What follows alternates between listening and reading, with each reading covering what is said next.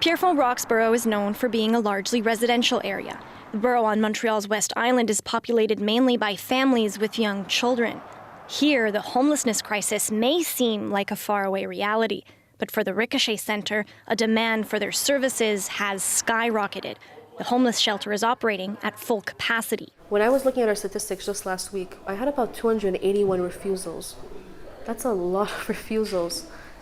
And that's 281 people that do not know where they're going.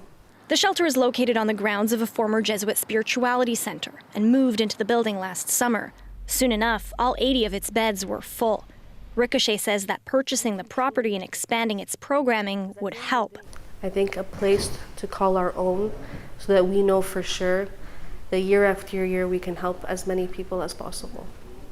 Because without a permanent place, it ends up being that we're continuously fighting to stay here rather than fighting for our mission.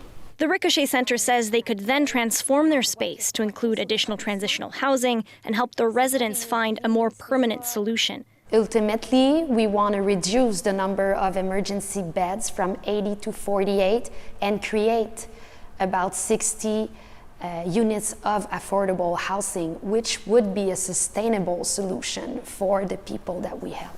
But the centre says that acquisition plans have been met with pushback from nearby homeowners. It has been very public that some neighbours have expressed their fears and concerns about having a shelter in the neighbourhood. Ricochet is located 500 meters away from a daycare facility and just over a kilometre away from an elementary and high school. Some residents worry about the changes the centre might create in their neighbourhood. At a recent council meeting, questions and objections were raised by residents. Folks are concerned. We're concerned. We're nervous. We're worried. We've never been exposed to this type of, element in our community. For Borough Mayor Jim Bass, addressing coexistence head-on is what's needed to move forward. So I understand this whole notion of not in my backyard, but I also understand the notion of our collective societal responsibility to be able to find some resolve for folks that need it the most and don't have necessarily the means to voice their own concerns. Bass says the borough has been working alongside Ricochet and police representatives to meet with residents and help reassure the community. People need to feel safe within their neighborhoods, and so how do we do that?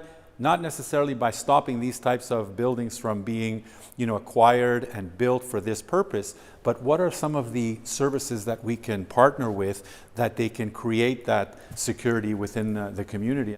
Ricochet says they've responded to those concerns with an action plan. That's what we want, everybody to feel safe and at home. Residents with homes and residents at Ricochet. A mediation team made up of social workers and psychiatrists monitor the surrounding streets to prevent disturbances. These teams also help clients access additional care and find housing. Ricochet has also mobilized a van shuttle service that will patrol the area to pick up clients. They've also created a cleanliness group that patrols the neighborhood and cleans the streets.